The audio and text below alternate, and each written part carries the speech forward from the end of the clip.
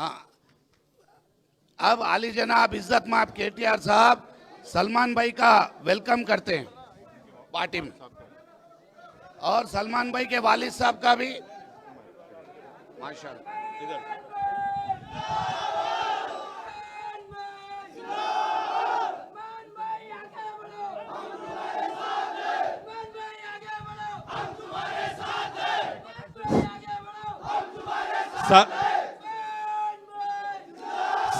साथ ही साथ हकीम भाई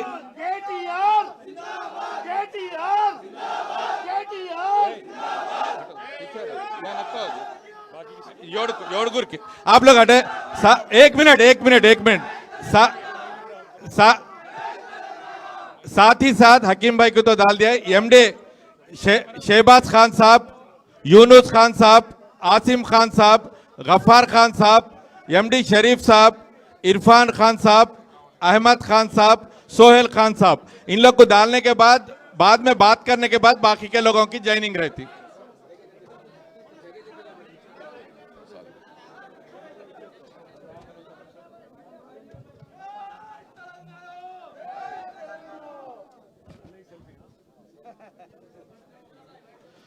ये 8 हट के बाद में बात करने के बाद दूसरों की ज्वाइनिंग रहती भाई।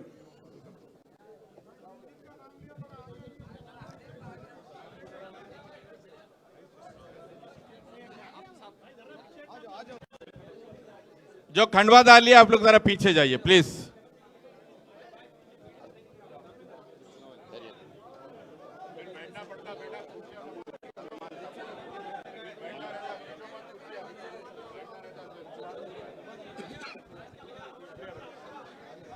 आप बैठ जाइए भाई। अन्ना चाल ना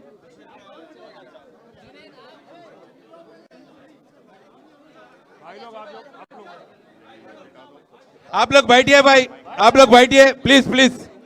महेंद्र भाई विलन जरपेन रही प्लीज, आप लोग हट जाइए भाई, आप लोग हटो खत्म। अन्ना आप ऐसे ही पता भाई, आप तमाम से अदबन गुजारिश है सलमान भाई की ज्वाइन अच्छी तरीके से होने दीजिए, थोड़ा सा सब्र रखिए। सबसे मिलते केटीआर साहब, सबसे 2 मिनट सलमान भाई को 2 मिनट बात करने दीजिए, मेहरबानी करके आप लोग बैठिए। नौजवान बच्चों से गुजारिश है, नौजवानों से गुजारिश है, मेहरबानी करके थोड़ा 2 मिनट बैठिए, मेहरबानी करिए प्लीज। मुझे भाई सलमान भैया बैठिए प्लीज, मेहरबानी करिए बैठिए। अभी हमारे HYC के सलमान भाई अभी BRS के सलमान भाई हो गए। BRS के सलमान भाई से हमारी गुजारिश है कि आप अपने नौजवानों को और रियासत तेलंगाना और जुबली हिल्स की आवाम को 1-2 मिनट मुखातिब करिए।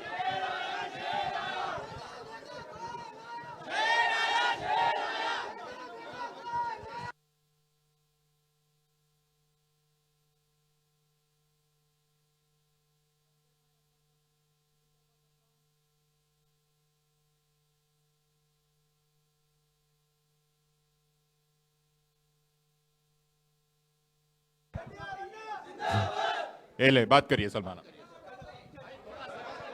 पहले मैं अल्लाह का शुक्रिया अदा करता हूं, और उसके बाद मैं KCR साहब और KTR साहब का मैं शुक्रिया अदा करता हूं, और यहाँ स्टेज पर मौजूद तमाम BRS के कायदीन ज़िम्मेदार उन सब का मैं शुक्रिया अदा करता हूं, और जितने भी यहाँ पर जुबली हिल्स के नौजवान मर्द मुजाहिद मौजूद है उन सब का मैं शुक्रिया अदा करता हूं तहे दिल से।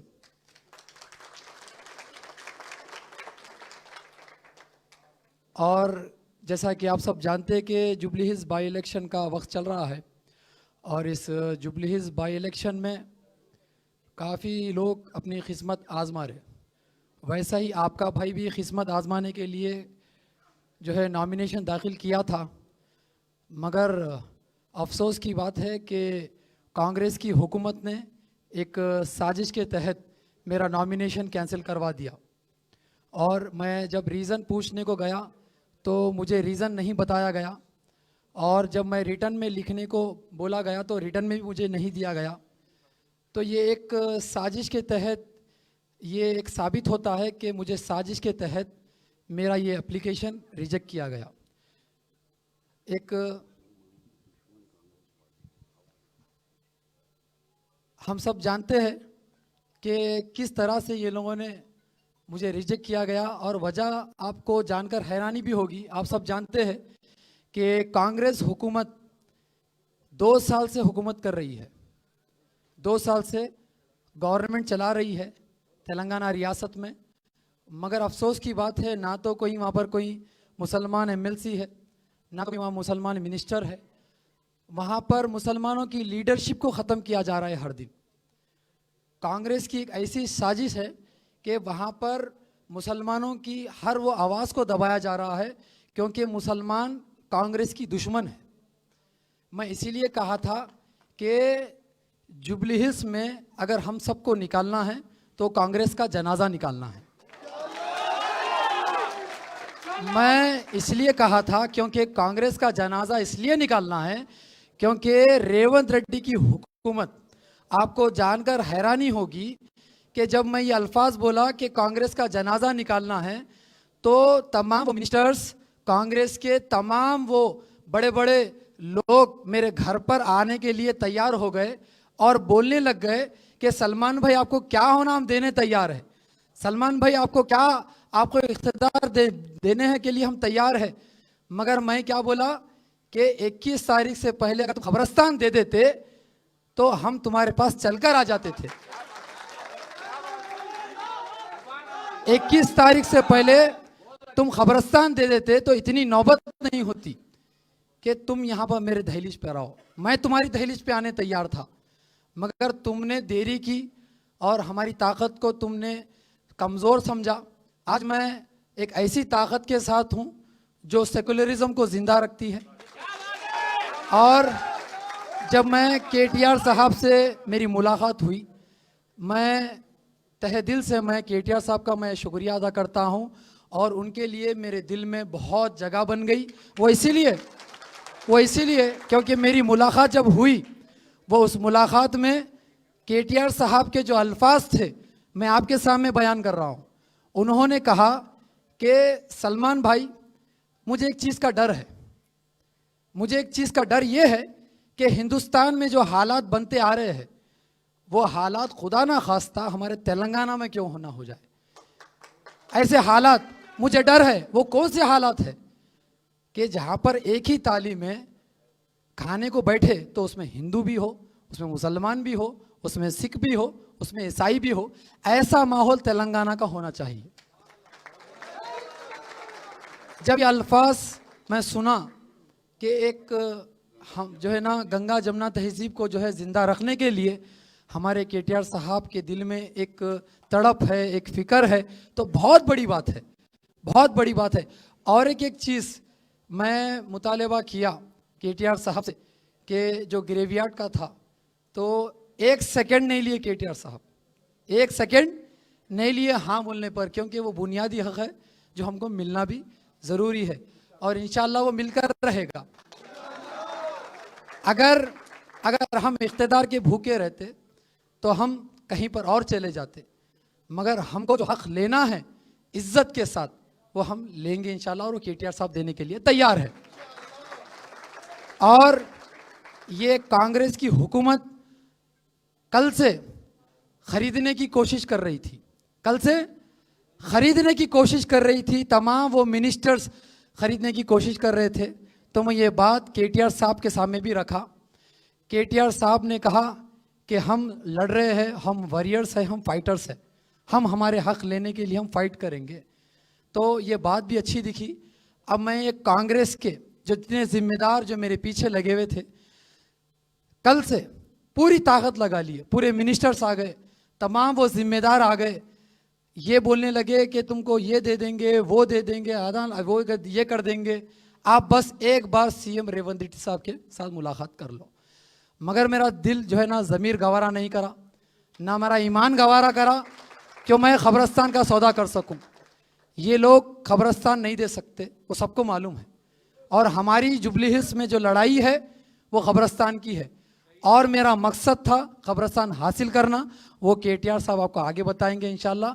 और मैं उम्मीद कर रहा हूँ यहाँ जितने भी लोग यहाँ पर अब जो आए हैं पूरे जुबलीस के जिम्मेदार है, हाथ उठाओ कितने जुबलीस के मेरे साथ आए हुए, तमाम ये जिम्मेदार अहद कर लो कि आने वाले दिनों में जुबलीस में कांग्रेस का जनाजा निकालने के लिए तैयार है इंशाल्लाह। और बीआरएस को इतना मजबूत करना है पूरी रियासत में तेलंगाना रियासत में बीआरएस का झंडा ऊंचा करना है इंशाल्लाह। और जो रेवंत रेड्डी जो हुकूमत चला रहे, वो रेवंत रेड्डी की उसकी औकात भी ये बताना है कि हम कमजोर नहीं हैं, हमको पूछने वाला एक मसीहा हमारे दरमियान में है। तुम मुसलमानों के वोट तो हासिल कर लिए मगर तुम हमको पूछ के नहीं देखे, एक बुनियादी हक तुम नहीं देख सके, मगर सिर्फ मुसलमानों के तुम वोट लेते गए और आज तक हमको कुछ हासिल नहीं हुआ। मैं उम्मीद करता हूं कि केटीआर साहब, केसीआर साहब की ज़ेर सदारत में कि हमारी तरक्की भी होगी, हमारी हिफाजत भी होगी, तेलंगाना रियासत की तरक्की भी होगी। अगर मैं कुछ जाने अनजाने में अगर केसीआर साहब और केटीआर साहब के बारे में अगर मैं कुछ अल्फाज भी इस्तेमाल किया हूं तो मैं माज़ीरत चाहता हूं साहब आपसे। मेरे बड़े हैं और मेरे दिल में इज्जत होती है बड़ों की, क्योंकि मेरी तरबियत हुई है बड़ों की इज्जत करना। अगर मेरी गलती होती है तो मैं नादिम भी हो जाता हूँ, ये मेरी तरबियत है। और आप सब जानते हैं कितने मुश्किलों से, कितने तकलीफ़ों से मैं गुजरा हुआ इंसान हूँ, बहुत मुश्किलों से गुजरा हुआ इंसान हूँ। सब जानते हैं यहाँ पर, सब जानते हैं यहाँ पर। और जुल्म करने वाले कोई और नहीं थे, वो हमारे ही लोग थे जो हमारे पे जुल्म करे। और सब जानते कि कितना जुल्म हुआ मुझ पर, मगर वो जुल्मों से सहा, लड़ा और आज एक ऐसे प्लेटफॉर्म पे बैठा हूं जहां पर एक मुजाहिद और एक वॉरियर बैठे हैं मेरे साथ। तेलंगाना रियासत अलग करने के लिए बहुत कुर्बानियां उठाई है, तो ऐसे वॉरियरों के साथ एक वॉरियर जुड़ना जो है ना बहुत अच्छी बात है। ऐसे लोगों के साथ नहीं जो आपको खरीदने की बात करते, अगर मुझे अपने आप को बेचना होता तो कब की बेच चुका होता, मगर ये हमारा ईमान बेचने वाला नहीं है, ना हमारा ज़मीर गवारा करेगा। केटीआर साहब, आपसे पहले मैं आपके पास बात रखने पहले मैं मेरे पूरे कैडर से बात किया। कितने उनसे बात किया, हाथ उठाओ। तो सबका यही कहना था कि कांग्रेस को हमने दिया मौका और कांग्रेस ने दिया मुसलमानों को धोखा।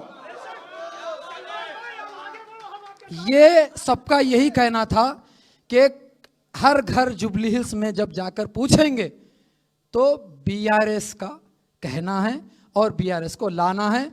मैं आपको ये मन से कह रहा हूं कि आपकी जीत इंशाल्लाह तय हो गई। आज तय हो गई। कांग्रेस को कोई भी ताकत सपोर्ट करने दो, इंशाल्लाह हम सब की ताकत और ऊपर वाले की ताकत आपके साथ है, आपको जिता के लाएंगे इंशाल्लाह।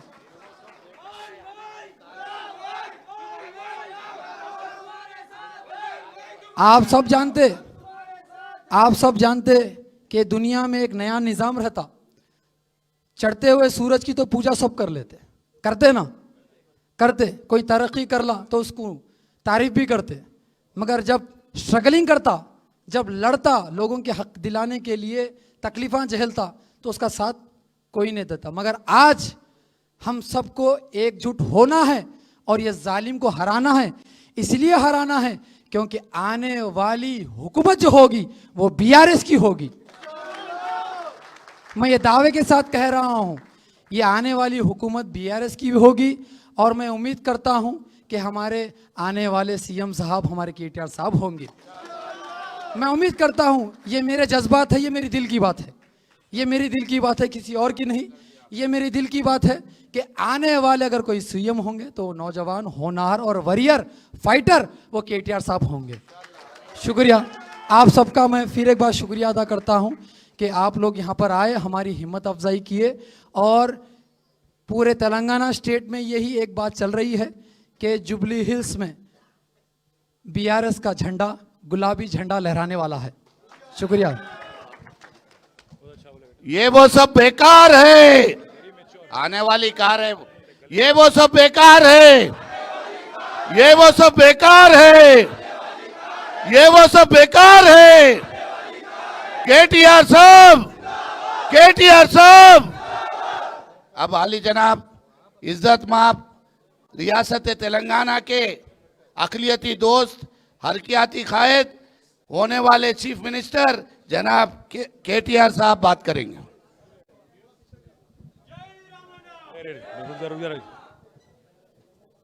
हमारे थैंक यू पार्टी के माइनॉरिटी सेल के सदर हमारे भाई मुजीबुद्दीन साहब, साबिका एमएलए और हमारे भाई शकील अहमद साहब, साथ ही साथ आज हमारे साथ शामिल हो रहे हैं हमारे भाई हैदराबाद यूथ करेज के नाम से पिछले 5 साल ऑर्गेनाइजेशन चलाते, काफ़ी सारे मुश्किलात और काफ़ी सारे मुसीबत भी उन्होंने देखा और आज हमारे साथ जुड़ के एक बहुत बड़ी शक्ति और बहुत बड़ी ताकत जो आप नई एनर्जी जो आप आज पार्टी में लाए, मैं सलमान खान साहब का इस्तेकबाल करता हूं।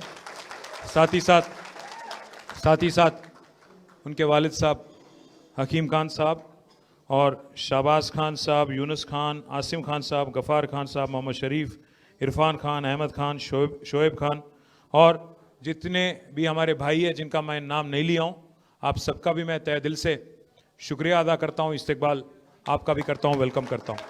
और साथ ही साथ जो हमारे लीडर हमारे मसीह भाई, इम्तियाज़ साहब, वाहिद भाई, अकबर साहब और शफ़ी भाई, हमारे बासित भाई, हमारे बदरुद्दीन साहब, मोहित खान साहब और अरशद भाई, जीवन रेड्डी साहब, समीर भाई, कार्तिक रेड्डी साहब, मसीह, सबका नाम ले लिया भाई, और जिसका भी नाम नहीं बोला मैं माफ़ी चाहता हूँ, पहले एडवांस में माफ़ी चाह रहा हूँ।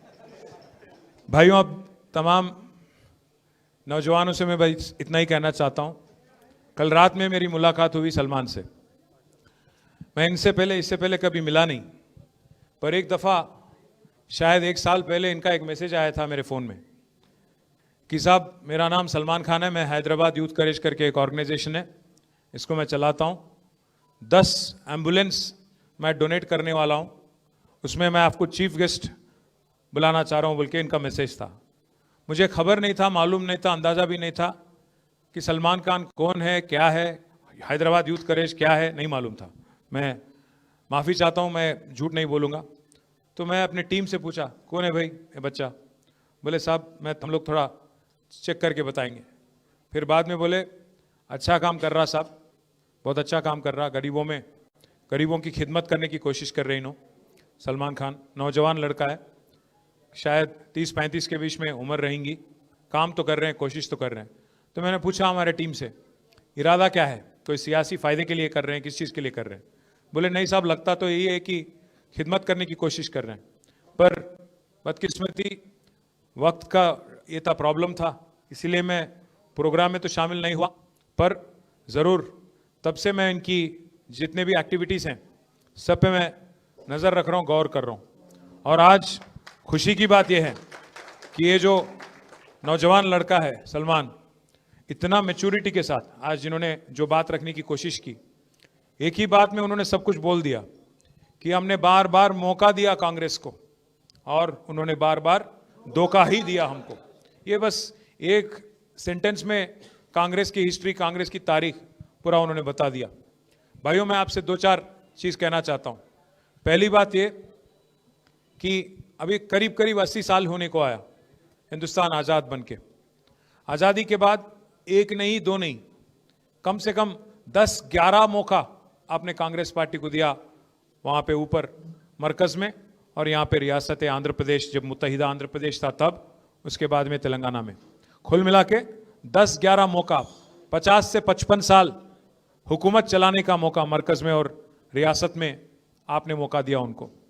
कांग्रेस बस हमेशा से एक ही बात मानती है, उनको लगता है कि वो गुत्तेदार हैं, ठेकेदार हैं मुसलमानों के वोट पे।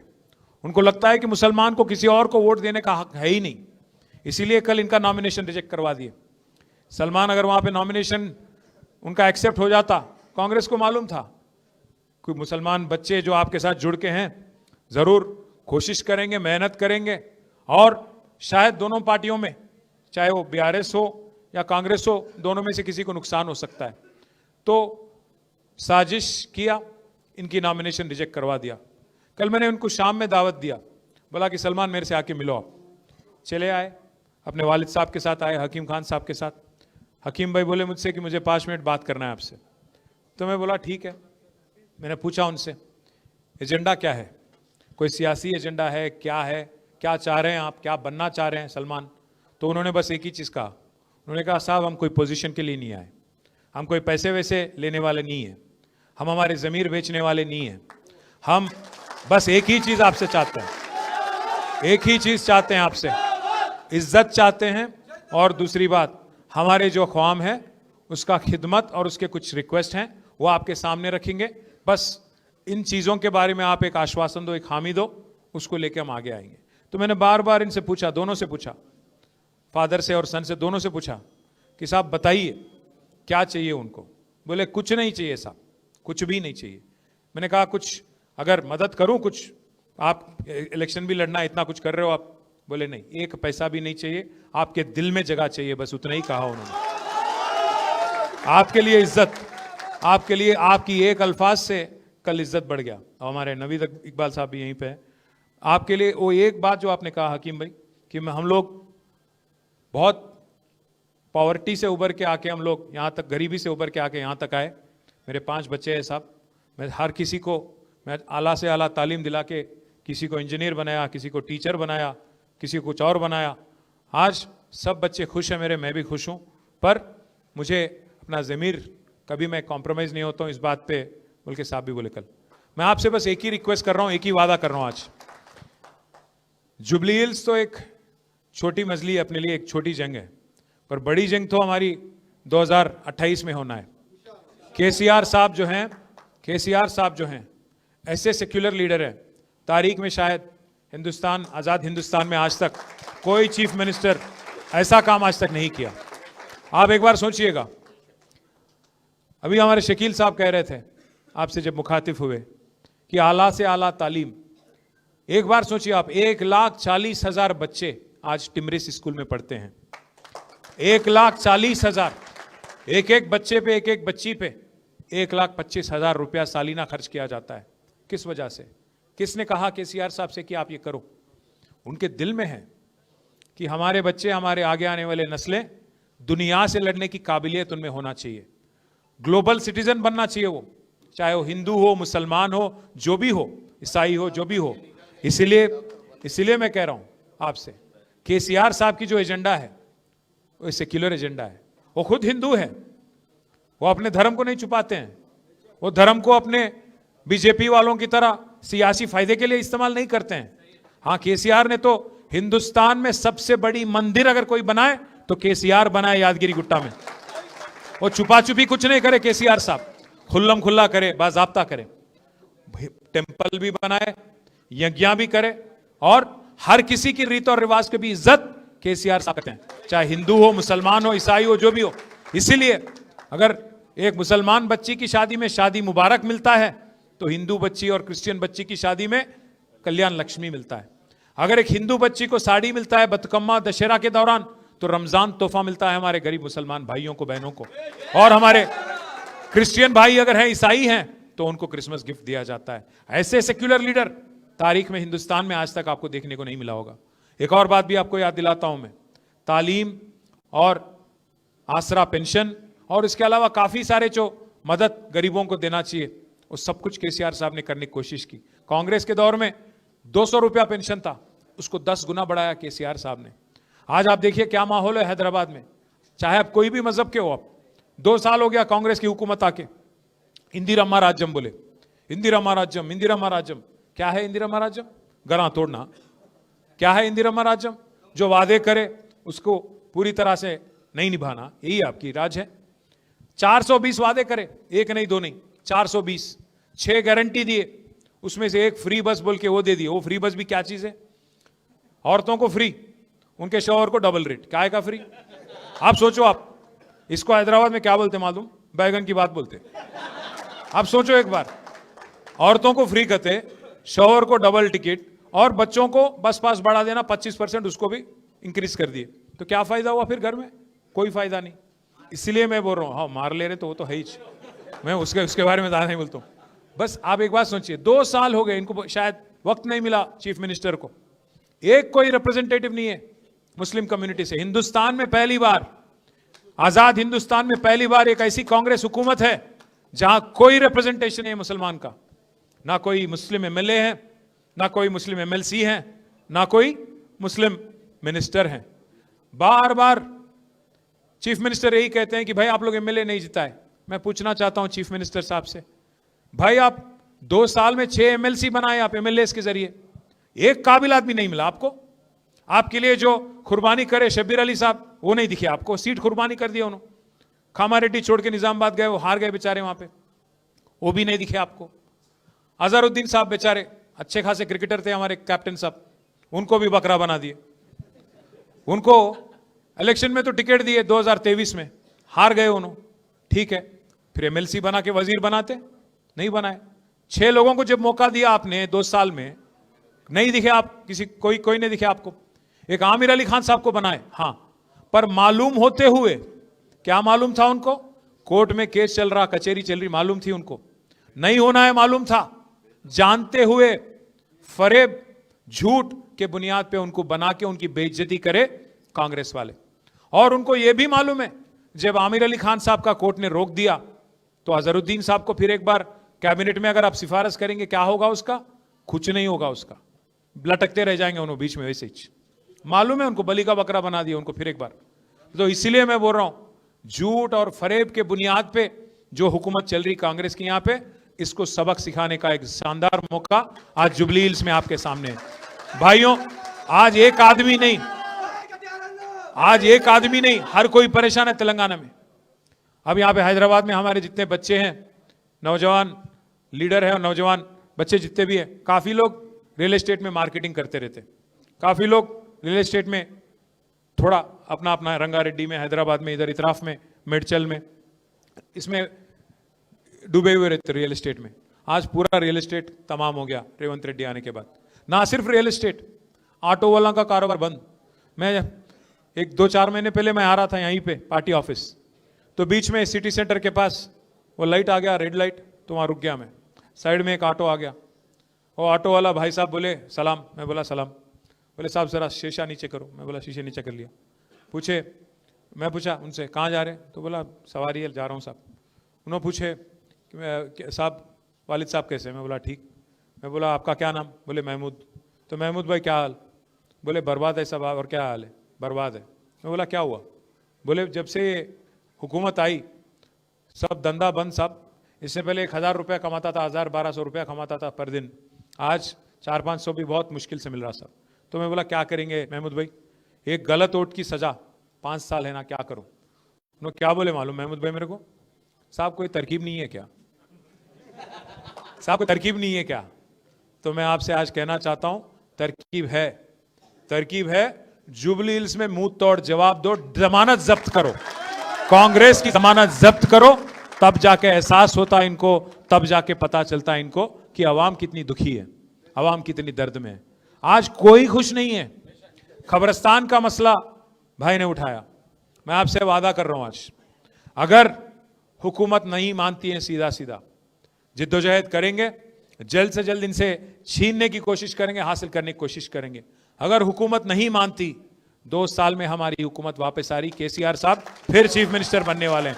और मैं वादा कर रहा हूं आपको, वादा कर रहा हूं आपके साथ, पहले ही हफ्ते में जीओ निकालेंगे, आपको आपके हवाले कर देंगे, जो भी जमीन वहां पे है आपके हवाले करेंगे। और साथ साथ बड़े भाई साथ एक और बात भी कह रहा हूं, अगर वहां सरकारी जमीन नहीं मिलती, अगर प्राइवेट की जमीन भी है तो 2-4 एकड़ वहीं प्राइवेट की जमीन भी खरीद के आपको देना मेरी जिम्मेवारी है, ये मेरी जिम्मेवारी है। मैं भाइयों से मैं एक और चीज भी कह रहा हूं, हम ये वादा ऐसे ही हवा में नहीं कर रहे हैं। जो बगल में सनत नगर है वहां पे मैंने ही दिलवाया था, वहां पे 4 एकड़ जमीन हैदराबाद पब्लिक स्कूल की लेके खबरस्तान के लिए हमने ही दिलवाया था, केसीआर हुकूमत ने दिलवाया था। अंबरपेट में हमारे एमएलए साहब यहीं पे थे अभी, वेंकटेश साहब, अंबरपेट में भी 5 एकड़ जमीन वहां पे भी दिलवाया था हमारी हुकूमत ने। साथ ही साथ हमारे महमूद अली साहब जो फॉर्मर डिप्टी चीफ मिनिस्टर भी हैं, साबिका रेवेन्यू मिनिस्टर भी हैं, उनके फर्जन हमारे भाई आजम भी यहां बैठे हुए हैं, उनके सदारत में 125 एकड़ जमीन 125 एकड़ जमीन हमने रंगारेड्डी में और मेडचल में हमारे भाइयों के लिए बरेल ग्राउंड खबरस्तान और सिमेट्री के लिए क्रिश्चियन और मुस्लिम के लिए 125 एकड़ जमीन देने वाली हुकूमत केसीआर हुकूमत है, एक नहीं दो नहीं। तो इसलिए भाइयों जुबली हिल्स में, हाँ मैं हाकिम भाई को भी कल बोला था, हमारे जहन में आए नहीं, वरना कब का हो जाता, ये भी कोई बड़ी बात नहीं है, कब का हो जाता, हिर्रागड्डे का हो या शेखपेट में जो बगल में आपका वहां पे भी एरिया है वहां पे भी हो जाता कब का। अब आप इस आदमी को देखिए, रेवंत रेड्डी को एक बार समझने की कोशिश करिए, बोल दिए हड़बड़ी में कि वहां दे दिया आपको जमीन, कहाँ है वो जगह, क्या अलकापुरी कॉलोनी, शेखपेट के इतराफ में, उसके बगल में वहां पे अलकापुरी कॉलोनी बोल के, सुबह बोले हाँ दे दिए भाई चलो ले लो, 200-500 गज, क्या है वो 2500 गज, सुबह बोले कागज निकाल दिए दे दिए ले लो जाओ, फिर आर्मी वाले आ गए दोपहर। ऐसा नहीं है कि रेवंत रेड्डी को नहीं मालूम है, उसको सब कुछ मालूम है। ऐसा नहीं कि रेवंत रेड्डी को नहीं मालूम है, उनको सब कुछ मालूम है। उनको मालूम है कि बीसीस का जो 42% रिजर्वेशन बोल के जीओ निकाले, उनको मालूम है कि कोर्ट उसको रोकने वाला है, फिर भी दिए।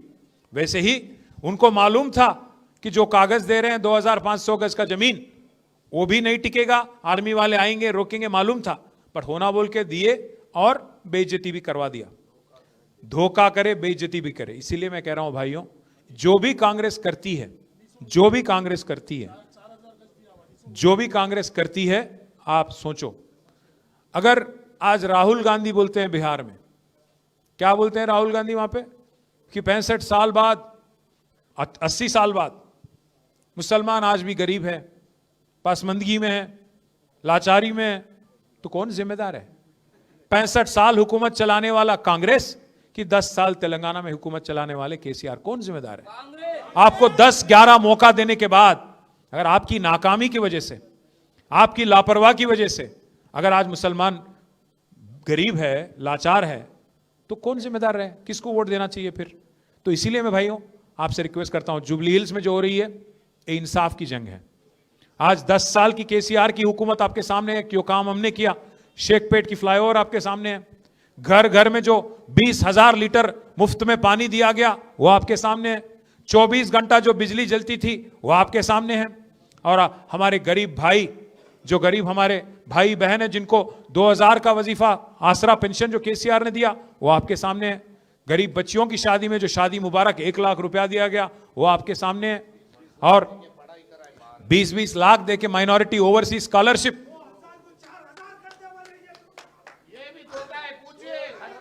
नहीं मैं उसके बारे में भी बोलने वाला हूं। बड़े भाई 1 मिनट, हमारे भाई बोल रहे हैं, क्या नाम है बड़े भाई? मोहम्मद अब्दुल खादर।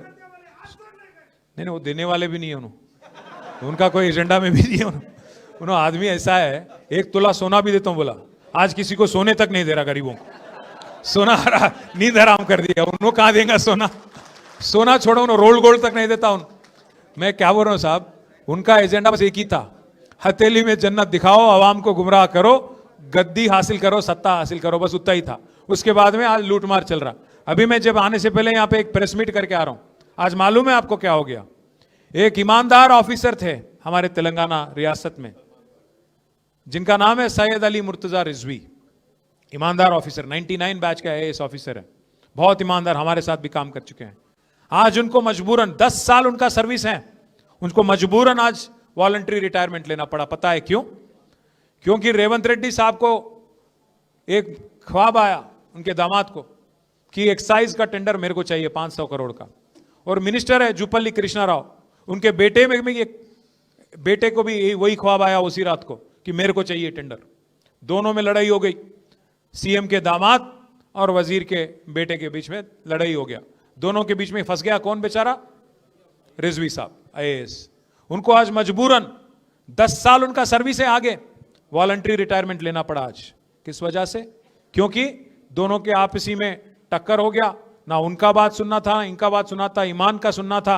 इसीलिए बोले रिजवी साहब, उनको कैबिनेट सेक्रेटरी बनने का मतलब हिंदुस्तान में सबसे बड़ा पोस्ट होता है आईएएस ऑफिसर के लिए, उस हद तक जाने की उनको एक रास्ता साफ था उनके लिए, रिजवी साहब को, पर वो छोड़ दिए, आज इस्तीफा दे दिए। ये हालत है आज तेलंगाना में। जब कोई आईएएस ऑफिसर का खुद का अगर कोई उनको नहीं बचा पा रहा वहां पे सेक्रेटेरिएट में, तो एक गरीब मुसलमान जो हमारे जुबली हिल्स में, जो हमारे रहमत नगर में, बोरेबंडे में, सोमाजीगुड़ा में, जिसको जो वादा किया गया था शेखपेट में, उनका क्या? तो इसीलिए मैं बोल रहा हूं, अगर कमजोर का आवाज मजबूत करना है तो सिर्फ एक गुलाबी झंडे से, केसीआर से होना है, किसी और से नहीं होना है। दूसरी बात भी कह रहा हूं मैं, कल इनको मैंने जो एक बात बोला, हाँ मुझे एक डर है, मुझे दुख है इस बात का। हिंदुस्तान में जब आज माहौल हम देखते हैं, आज हमारी जो मरकज हुकूमत है, मरकज में जो हुकूमत है, वो आज अवाम को क्या सिखा रही है? बस वो यही कर रहे हैं, हर घर जल बोलते हैं, हर घर जल बोलते हैं, हर दिल में जहर भर रहे हैं, हर दिल में जहर भर रहे हैं। हिंदू मुस्लिम, हिंदुस्तान पाकिस्तान, इसके अलावा कुछ करते नहीं है। 11 साल से कुछ करते नहीं, आगे भी कुछ करेंगे नहीं। हाँ मुझे डर है, जो एक हैदराबाद थी जिसमें मेरी परवरिश हुई, जहां मैं बड़ा हुआ, जहां मैं स्कूल गया, वो वाला हालचाल आज नहीं है, वो वाला हालत आज नहीं है। मुझे तब अंदाजा भी नहीं था 35 साल पहले जब मैं स्कूल में था, 40 साल पहले, कि मेरे जो सीट में, मेरे जो बेंच में मेरे साथ जो बैठा है वो कौन जात का है, क्या नाम है, क्या मजहब है। वो दोस्त था बस। हम लोग जाते थे रमजान उसके घर, वो आता था हमारे घर दशहरा। वो एक अच्छा सा, एक जबरदस्त, एक दूसरे का रीत और रिवाज को इज्जत करने का एक था। हम जाके शीर खुरमा खाते थे, वो आके हमारे यहाँ अरशलू खाते थे। वो एक अंदाज था। पर आज क्या हालत है हिंदुस्तान में? एक दूसरे को शक की नजरिए से देखना। आप पहले, आपका जात क्या है, आपका मजहब क्या है, आपका मतलब, आज गवर्नमेंट ये बोल रही अपने को कि आपको क्या खाना चाहिए, क्या पीना चाहिए, क्या बोलना चाहिए, क्या पहनना चाहिए। ये हालात को देख के आज अगर आप सेक्युलर फोर्सेस की शक्ति अगर आप नहीं मजबूत करोगे, सेक्युलर ताकतों को अगर आप मजबूत नहीं करोगे, तो और भी मुश्किल दौर जो आज माहौल हिंदुस्तान में, तेलंगाना में भी हो सकता है। इसीलिए हम सबको एकजुट होना है, जैसा सलमान ने कहा, एकजुट होना है, एकजुट होकर लड़ना है। और ऐसे सेक्युलर लीडर केसीआर, इनको मजबूत करना है, मजबूत करके जो जॉइंट वेंचर गवर्नमेंट जो चल रही है यहाँ पे कांग्रेस और बीजेपी की, इनको किसी भी हाल हराना है। आप शायद हैरान होंगे कि भाई उन्होंने जॉइंट वेंचर गवर्नमेंट का क्यों बोल रहे हैं? जॉइंट वेंचर गवर्नमेंट इस वास्ते बोल रहा हूं भाई, एक मिनट गौर करो आप। एक साल पहले, करीब नहीं, एक साल हो भी गया, 27 सितंबर 2024, एक साल पहले यहां के जो रेवेन्यू मिनिस्टर है उनके घर पे ईडी का रेड हुआ। जब रेड हुआ, पूरे मीडिया दिखा रही थी कि नोट गिनने वाले 2-2 मशीन उसमें रेड में अंदर गए। बाहर क्या आया एक साल बाद? ना कोई एक प्रेस नोट, ना कोई केस। क्या बरामद हुआ किसी को नहीं मालूम, भगवान को भी नहीं मालूम।